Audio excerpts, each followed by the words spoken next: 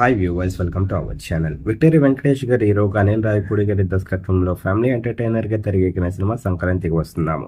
మరి భారీ అంచనాల మధ్య ఈ సినిమాని సంక్రాంతి బరిలో రిలీజ్ చేశారు. మరి జాన్ 14న వరల్డ్ రిలీజ్ అయిన ఈ సినిమా ప్రేక్షకులందరినీ చాలా బాగా ఆకట్టుకుంటుంది. అలాగే తనదైన స్టైల్లోని బాక్స్ ఆఫీస్ దగ్గర అయితే మాత్రం కలెక్షన్ రికార్డ్స్ని క్రియేట్ చేస్తుందని చెప్పాలి.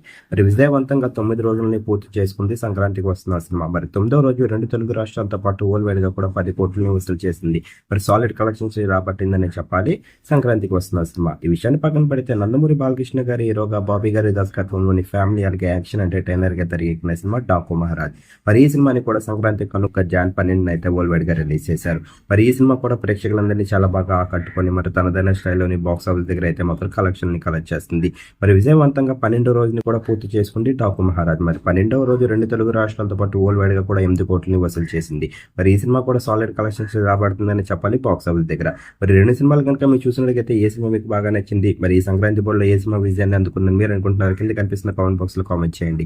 ఈ వీడియో కనుక మీకు నచ్చినట్లయితే లైక్ చేయండి, షేర్ చేయండి. మరిన్ని ఇంట్రెస్టింగ్ అప్డేట్స్ కోసం చూస్తూనే ఉండండి అవర్ ఛానల్.